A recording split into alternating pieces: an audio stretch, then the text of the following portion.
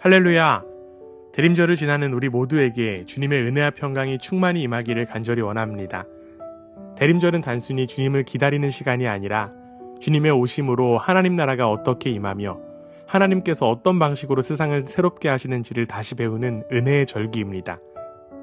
오늘 우리가 묵상하는 시편 68편 24절에서 35절은 이 하나님 나라가 왕의 행진처럼 드러나는 장면을 웅장하게 펼쳐 보이며 오시는 주님이 어떤 왕이신지를 더욱더 분명하게 비춰줍니다. 이 말씀을 통해 하나님 나라를 바라보는 우리의 시선이 새로워지고 오시는 주님을 더욱더 간절히 갈망하는 대림절이 되기를 간절히 원합니다. 시편 기자는 놀라운 장면을 목격하며 이렇게 고백합니다. 하나님, 주님의 행진하심을 모든 사람이 보았습니다. 하나님이 성소로 들어오시는 장면은 마치 전쟁에서 승리한 왕이 도성으로 입장하는 행렬처럼 장엄합니다.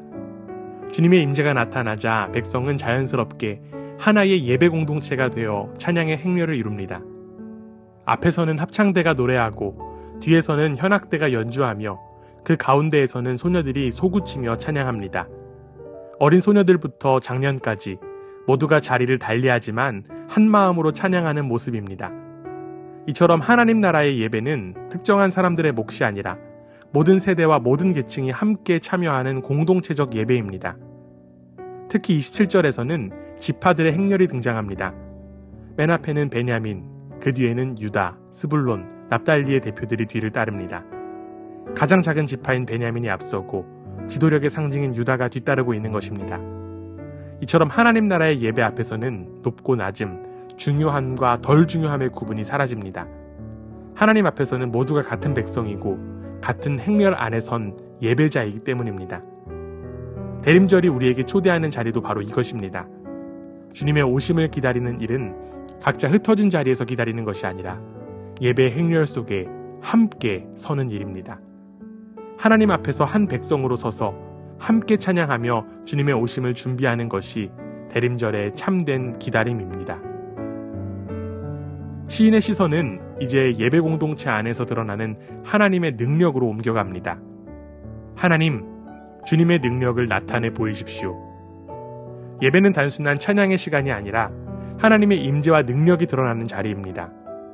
백성이 예배할 때 하나님은 능력으로 응답하시고 그 능력은 공동체 안에서만 머물지 않고 밖으로 흘러나갑니다.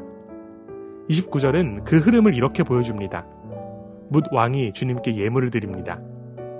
하나님 나라의 통치는 이스라엘 내부를 넘어서 주변 세계를 움직입니다. 세상의 권력자들조차 하나님의 임재 앞에서 무릎을 꿇고 경배합니다. 예배를 통해 드러난 하나님의 능력이 주변 세계를 움직이는 것입니다. 이어지는 30절은 하나님께서 폭력과 전쟁을 일삼는 제국의 권세를 꾸짖는 장면을 묘사합니다. 전쟁을 좋아하는 백성을 흩어주십시오. 하나님 나라는 폭력을 통해 확장되지 않습니다. 오히려 하나님이 일어나실 때 폭력은 멈추고 억압은 해체되고 새로운 평화의 길이 열립니다. 하나님의 심판은 파괴의 심판이 아니라 샬롬을 위한 심판이기 때문입니다. 그리고 31절은 이 흐름의 절정을 보여줍니다. 이집트에서 사절단이 오고 에디오피아 사람들이 서둘러 하나님께 예물을 드립니다. 당시 강대국이었던 이들이 하나님께 경배합니다. 하나님 나라가 임하면 강국과 약국의 구분이 무너지고 모든 민족이 하나님 앞에 같은 예배자가 됩니다. 능력의 중심이 세상의 힘에서 하나님께로 이동하는 것입니다. 대림절은 바로 이 비전을 바라보는 시간입니다. 주님이 오시면 오늘 우리가 보는 힘의 질서는 흔들리고 세상의 권력 구조는 새롭게 재편됩니다. 하나님 나라의 능력은 한 민족에 갇히지 않고 열방을 향해 흘러갑니다. 그렇기에 우리는 이 어두운 세상 속에서 더욱 주님의 오심을 소망합니다. 예배의 행렬이 시온에서 시작되었다면 이제 시편 기자는 그 행렬이 열방으로 확장되는 모습을 봅니다. 그는 외칩니다. 세상의 왕국들아, 하나님을 찬양하여라. 주님께 노래하여라. 시온의 찬양이 한 민족의 울타리를 넘어 모든 나라를 향한 초대가 되고 마침내 열방 전체가 응답하는 장면입니다. 하나님 나라의 예배는 특정한 백성에게 제한되지 않고 온 세계를 품는 우주적 예배로 확장됩니다. 이어 시인은 그 이유를 설명합니다. 하나님은 태고의 하늘을 병거 타고 다니시는 분이시며 그분의 권세는 구름 위에 드러나고 그 위엄은 이스라엘을 덮습니다. 하나님의 통치는 특정한 지역에 머무르지 않습니다. 하나님은 이스라엘만의 하나님이 아니라 온 세계의 왕이십니다. 그렇게 하나님 나라가 열방으로 확장되는 것은 선택이 아니라 필연입니다. 왕이신 하나님께서 온 세상을 다스리고 계시기 때문입니다. 이어지는 35절은 시편 전체의 고백을 응축합니다. 그는 당신의 백성에게 힘과 능력을 주시는 분이시다. 하나님을 찬양하여라.